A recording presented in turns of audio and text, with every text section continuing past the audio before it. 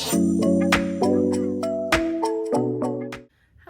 and welcome back. If you are joining me from our spaghetti squash video, I am Shelby and I am helping facilitate our top box this month, and our recipe is chicken parm spaghetti squash boats.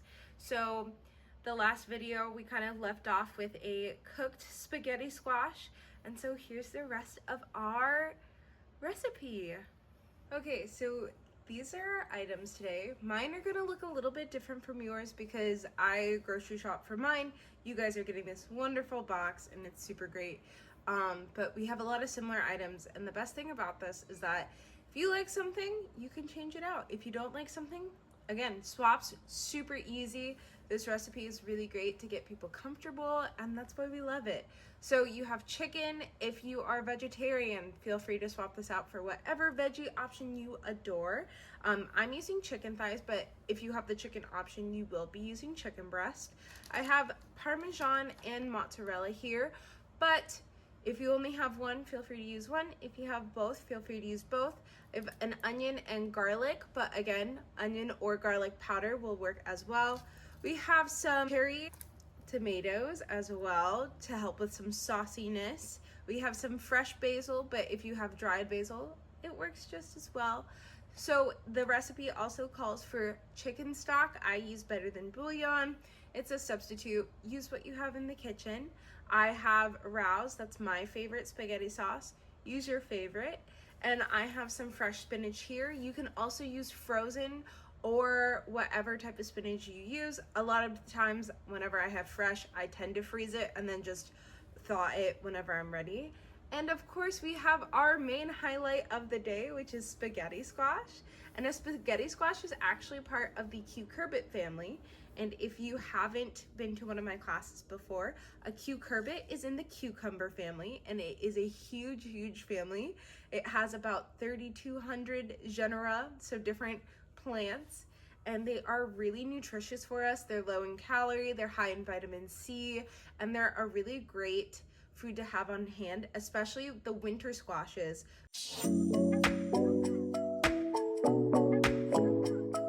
So the first thing we're gonna do to make our lives a little bit easier is to prep all of our vegetables, and then we'll prep our meat. I like a wooden cutting board for all of my vegetables, and then I move to plastic for my meat. And please remember to wash all of your vegetables. You don't know where they come from. You don't know who's picking them. So just a reminder to always want to wash your items. And for any, vegetables, again, always try to use the claw technique if you can, keeping the blade away from our fingers. Also making sure our tools are sharp is actually better for us as cooks, because a sharp knife is going to be easier to tell when it accidentally nicks us rather than a dull knife, and you're going to pull your hand back a little bit faster. So it's a really great preventative measure, as well as it's easier to not lose a knuckle versus having your hands out and accidentally losing a finger. So I'm just going to prep by chopping all of my tomatoes in half. And for my garlic, instead of having a garlic press, I just take my knife and I press down with a lot of force, and it cracks my garlic a little bit, enough to peel it so that I can dice it. And then I'm just going to mince my garlic, which again, using that claw method, kind of getting my fingers as far away as possible from my knife.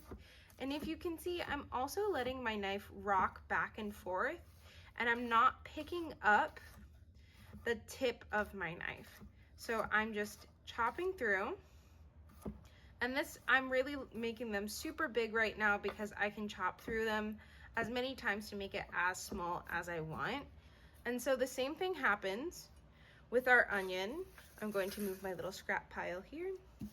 But very similarly, I like to cut my top, save it for scraps or compost.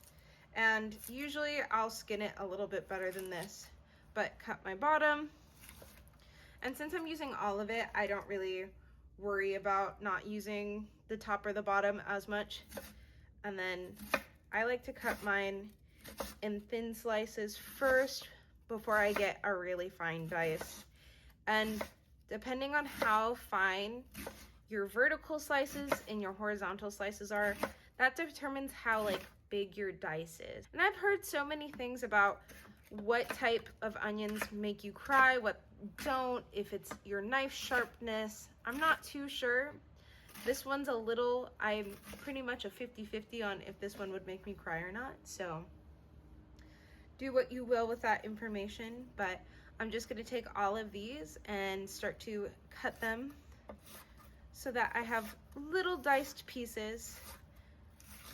And then I'll go over it again very similarly to the garlic, where I will just roll my knife back and forth to get those tiny pieces I'm looking for. So one of the reasons I had you guys chop vegetables first is because now we can have one knife and we don't have to make more dishes. So these are my chicken breasts, chicken thighs, so sorry. And mine are a little still frozen in the middle, but that's okay because I'll be cooking them. When you cook them, you want to cook to an internal temperature of 165 degrees Fahrenheit. That is the proper internal temperature. And I'm just cutting into bite-sized pieces. So I like to do strips first, and then I like to make little chunks. And I find chicken thighs make really great chunks. They're really easy to chunk up. And then I'll just do this with all of my little pieces, and I'm using the plate that I thawed my chicken on anyways. So if there's any of that extra juice or anything on there, it gets caught. And I also like to put down this paper towel, even though it looks like it's wet on the outside, it's because I washed my cutting board just before this, and I like to set it down as well as a way to keep all of the extra juice on this, because if you have wooden cutting boards, you know how easily and how like great they are, but you definitely don't want to be cutting any meat on them. So I like to keep my meat separate from my veggies and also keep my wooden cutting boards away from my poultry as well. And if you're doing the veggie option, you don't have to worry about this, so you can just skip on ahead. A little bit of a scene change. You are next to my stove. Congrats, you're seeing a different part of my kitchen. It's not very big, but I love it. So we've made it to the stove, and the first thing that we're gonna do is we're going to turn on our stove to like medium high. We are going to cook our chicken, and I have that over here. That's all of our cube chicken. I am using a cast iron skillet, but you don't have to. That's just what my fiance decided to clean today, so I am using it because he just cleaned it. So I decided to be a little bit of a pain, but I love him. So, and the smoking is because the bottom is wet, so happens to the best of us. And for, you know, our cooking, you can use whatever utensil you'd like. I like to use a wooden utensil. I either like to use one that has a kind of end to it, or I like to use a wooden spoon because we'll eventually be adding sauce and I like to be able to scoop.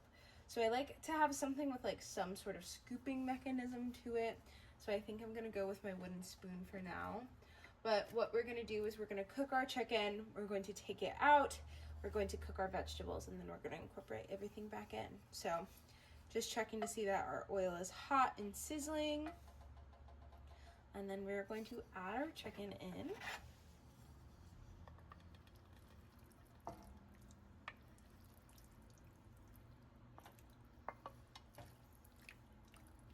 And so this is the time that you will add your seasoning as well. So it is a really great time to add salt, pepper, garlic. If you have a seasoning blend that you really enjoy, now's the time to do so. I like to add all three pretty much the same way.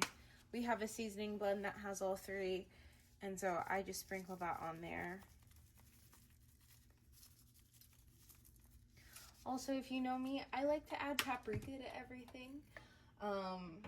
It's kind of just one of my favorite seasonings, so I like to add that. And even though we'll be adding garlic and onion powder, I like to add a little bit of onion powder as well.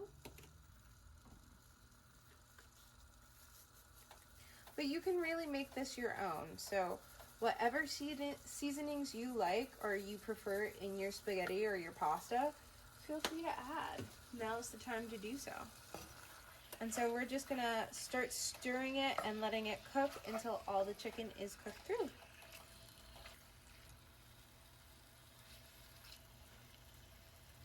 Welcome back. We are all cooked for chicken, so we're going to take this out and change it over to the rest of our sauce.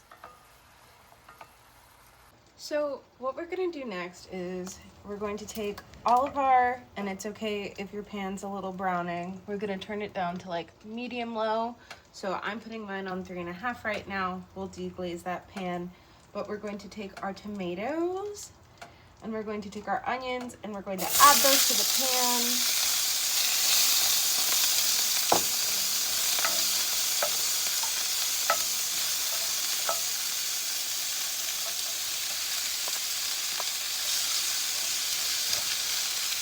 And let those cook out for a little bit.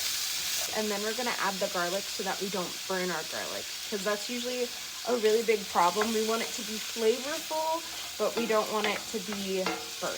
So once your pan's calmed down a little bit more, and even then you can see like a lot of those brown drippings from the chicken have also gotten picked up again, that's when you're gonna add your garlic. And my garlic and onion kind of get mixed together, so it's okay if you didn't separate them. Just do the best that you can. Add that in and continue to cook it down. This is also the time to add your spinach. And spinach you can add as much or as little as you want. Spinach also wilts down, so don't be concerned that it is taking up a lot of space in the pan right now, because it won't, especially once we add that chicken stock and the spaghetti sauce too. And once all of these are cooked, we're going to add the chicken back in and then add our sauces. So our chicken broth and our tomato sauce. Okay, so our spinach and stuff has cooked down. I'm gonna add back in our chicken. It's been off to the side.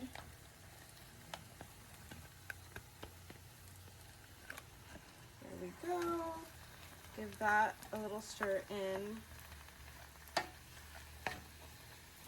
And mine has been sitting in the fridge because that's food safe, so all of that at the bottom is just the fat from the chicken thighs. Nothing to worry about. And then what I'm gonna do is, as I'm stirring, I'm gonna add in my chicken broth. And this is low sodium bouillon, so I just add mine in, and I don't worry about mine being too incorporated since everything kind of gets stirred in anyways.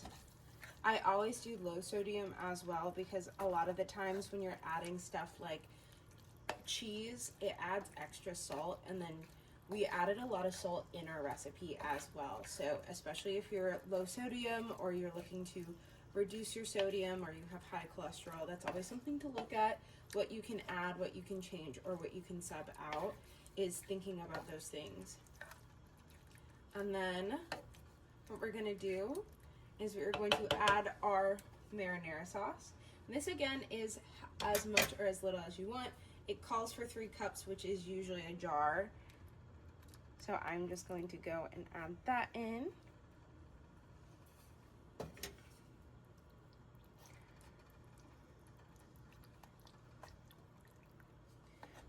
And really stir to incorporate. And I'm still on low heat here. If I was any higher, I'd probably get like a decent amount of spillage over. I also think that this would be great to do in a bigger pot, in a saucepan if you had one. In my house, we are kind of short on them, to be honest. We use a lot of what we have, and we have 2 big pots and 1 cast iron, and then a couple smaller pans. So we use what we have. And the final thing that we're gonna add for the top is we're going to add our cheese in. So if you're making a single serving of this, you might want to half the cheese, but for multiple servings, which is our 2 spaghetti squashes, it is 8 ounces of cheese, which is a whole bag of cheese. And you can top it and you can stir it in. I like to do about half a bag stirred in, and then I like to do half a bag just to top it to give it a nice little look to it. So let me do that. And this you can also, because my pan is oven safe, I like to throw it in the oven sometimes to make it look pretty if I'm giving it to people or if I'm serving it just this way in the boats. I know we're doing a boat presentation, so this will just be stirred in, and I'm saving this to put on top of the boats as well. So we're gonna stir that in until it gets really cheesy, and we'll be back to put all of this together inside of our boat. We're in the final stretch here. I hope everybody has, has their boats prepared. We just finished up our sauce. It's looking great. So we've finished our boats. They've been scraped around. We should have something that looks like this. You want to leave a little bit of an edge just so that you have some integrity to your boat so that it doesn't leak out. And then what you're gonna do, keep your middle and just spread it around so it's a little flat. I'll make sure that you can see it in this video, not just the one that you guys can see me in. And we're just gonna start filling our boats. Again, we made enough sauce for 2 spaghetti squashes full. So this really, you can fill this as much as you'd like to. And just start scooping away. Now, I don't know if you guys are seeing this on your end, but there are some pretty good cheese pulls for anybody who loves cheese. So I think that's always a really big win. And again, we have some really great veggies in here. We have some tomatoes.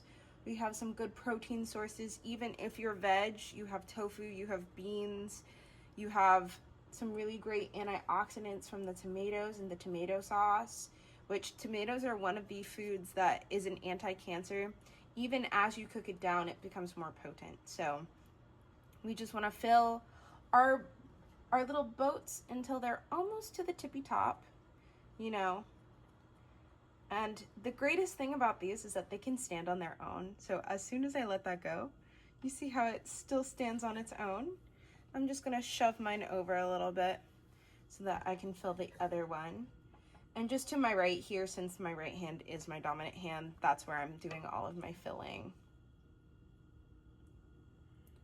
I'm just pouring it over. And also, if you have family that is not interested in spaghetti squash, but say you are, I always like to make my sauce, and then if you want spaghetti squash and your family wants regular pasta, the pasta sauce itself is a really great dish in and of itself, right? It has some really great protein, has really good fiber, it has really good vegetables. So it's a really good thing to serve even if it's over some pasta. So depending on, it's a really great accessible meal for a lot of different people.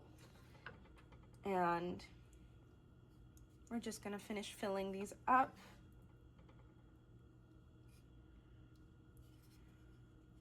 And so you're gonna take the rest of that cheese. I like to do a little bit of that extra mozzarella, go over top of it.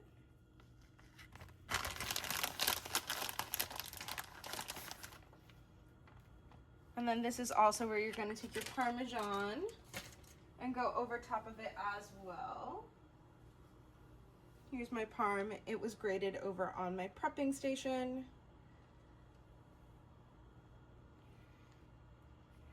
There's one thing I like in a meal, it is in fact some cheese. And that basil that we've been saving, I like to do basil at the end so it's fresh and really aromatic. This is gonna go into the oven. You just do broil, set that up, and you can broil it for about a couple minutes, 1 or 2. Just keep an eye on it until your cheese gets golden brown. So we'll come back right after that. Okay, so we're out of the oven and that looks amazing. And the last thing to do is our basil. And this is my little shameless plug. If you've been to a class of mine before, you know I always love to do one. Mather has so many amazing opportunities, and one of them is a grow your own hydroponics kit. And they let you do things like grow your own basil. So if you have your own basil, now's the time to throw it on top of there.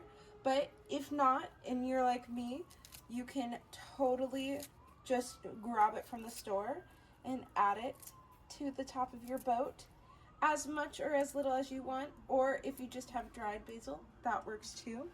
And that, my friends, is your little spaghetti squash chicken parm boat. And if you dive into that, you see how wonderful that looks, right? So I will be eating this for my lunch and dinner today, and I hope you guys have a wonderful time with this. And please, please, please come to class. Tell me what you think about it, if you liked it or if you didn't, and we can have a whole discourse on what you liked, what you didn't, what you changed, what you wouldn't. I am so open to feedback and would love to have a discussion about it. So thank you guys so much for watching, and I will see you at our open meetings later this month. Ciao!